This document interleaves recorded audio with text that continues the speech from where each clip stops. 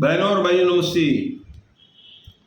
दोस्तों, उल्लासनगर 1, 2, 3 विधानसभा क्षेत्र 141 चुनाव की रणभेरी गोवा में बजाई गई। श्री पप्पू कालानी, जयराम लुल्ला जी, सुमित चक्रवर्ती जी, ओमी कालानी जी और उनके साथ बहुत सारे बड़े बड़े पत्रकार जो राजनीतिक की सूझबूझ रखते हैं, जिनको राजनीतिक की जानकारी है, उन सबको ले जाया गया और वहाँ पर कैसे चुनाव का माहौल होगा, क्या होगा। हमारे आदरणीय जयराम लुल्ला जी को कार्याध्यक्ष बनाया गया। ये बात इस प्रकार की सामने आई कि विधानसभा क्षेत्र 141 वहाँ से कालानी परिवार से अभी तक ये जानकारी दी गई कि ओमी कालानी चुनाव लड़ेंगे विधानसभा क्षेत्र से, और जयराम लुल्ला जी को कार्याध्यक्ष बनाया गया। शरद पवार की जो एनसीपी है दोस्तों, उनकी निशानी जो है वो एक बचती हुई, उसको हम लोग शहनाई भी कह सकेंगे, एक तरह की वो रणभेरी भी कहेंगे उसको, और वहाँ पर उनकी जो निशानी रहेगी। तो कुल मिलाकर ये जो काफ़ी बड़े बड़े लोग थे वो वहाँ पर गए।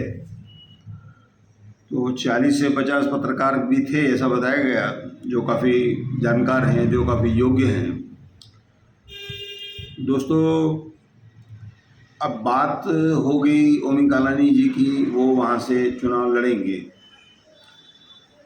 और आगे की जो जानकारी है कि ओमी कालानी के अलावा फिर जो राष्ट्रवादी आती है अजित पवार साहब की, जिनके पास इस समय घड़ी निशानी है। मैंने कल रात भारत गंगोत्री जी से पूछा तो उन्होंने कहा कि हाँ, मैं भी वहाँ से चुनाव लड़ूंगा। फिर थोड़ी देर में वहाँ पर जमनू कुशवानी जी आए, बोले हाँ, मैं भी अपनी इच्छा प्रकट करूंगा, लेकिन टिकट न मिले या ना मिले, जिसको भी भाजपा की टिकट मिलेगी हम उसका काम करेंगे। तो उसके पहले जैसे कि प्रदीप रामचंदानी जी ने कह दिया है कि वह भी चुनाव के इच्छुक हैं, और कुमार आयलानी तो 2 बार जीत चुके हैं। और उसके बाद आया कि प्रदीप रामचंदानी ने ही कहा कि प्रकाश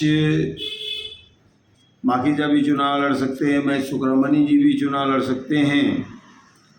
तो इस तरह से ये एक शुरुआत हो गई है, क्योंकि लगभग 2 महीने में विधानसभा चुनाव होगा।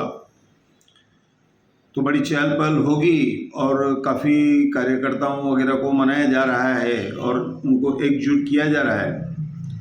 अब ये हो गई बात उल्लासनगर 1, 2, 3 की। तो उसके बाद हमारा उल्लासनगर 4, 5 का जो क्षेत्र आता है, वहाँ से अमरनाथ सीट पड़ती है हमारी, और हमारी तीसरी सीट जो पड़ती है गणपत गायकवाड़ वाली पड़ती है। तो अभी इन दोनों की तरफ से कोई जानकारी नहीं आई है कि जैसे कि बालाजी किनीकर है, वो तो चुनाव लड़ेंगे ही लड़ेंगे शिवसेना से, जो हमारे आजकल मुख्यमंत्री साहब की जो शिवसेना है, शिंदे साहब की, उनकी शिवसेना से। उसके बाद ये बताया गया कि राजा वानखेड़े जी भी चुनाव लड़ेंगे और 1-2 व्यक्ति भी चुनाव लड़ सकता है। दोस्तों, मैं आपको बता दूं कि कुछ दिन पहले जो लोकसभा चुनाव हुआ, तो उस लोकसभा चुनाव में जिसमें लाखों वोट आते हैं, वहाँ पर 2 मशीनें रखी गई थी वोट करने के लिए, क्योंकि बहुत सारे उम्मीदवार चुनाव लड़ने के इच्छुक थे। तो कुल मिलाकर जब लोकसभा चुनाव से इतने सारे लोग चुनाव लड़ सकते हैं, तो विधानसभा और जो महानगर पालिका के चुनाव होंगे, तो उसमें तो बड़ी संख्या में लोग अपनी जो उपस्थिति है या फिर जो लोग अपने आप को योग्य समझते हैं, वह लोग चुनाव में उतरेंगे, सीधी बात है। और मेरी ये जानकारी है कि जो भी चुनाव में उतरता है, लड़ता है, उसको मालूम रहता है कि मैं जीता हुआ हूँ, भले वो बाद में उसकी कुछ भी हो जाए, क्योंकि वह अपने कार्यकर्ताओं को भी भ्रमित करता है क्योंकि उसके कार्यकर्ता नहीं तो भाग जाएंगे। तो कुल मिलाकर पप्पू कालानी, ओमी कालानी, इन लोगों ने कई सारे पत्रकारों को साथ ले जाकर गोवा में वहाँ पर स्थिति स्पष्ट की कि ओमी कालानी चुनाव लड़ेंगे, और पत्रकारों से वार्तालाप वगैरह हुई, उनको जानकारी जो भी दी गई है वो धीरे धीरे बाहर आ रही, कुछ फ़ोटो भी आए। तो दोस्तों, कुल मिलाकर मैं आप लोगों को ये जानकारी मैंने दी। बाकी अभी अमरनाथ की तरफ से कुछ जानकारी नहीं आई है, जैसे भी वो जानकारी आएगी तो वह जानकारी भी मैं आपको दूंगा। ऐसा कहकर मैं धन्यवाद कहता हूँ।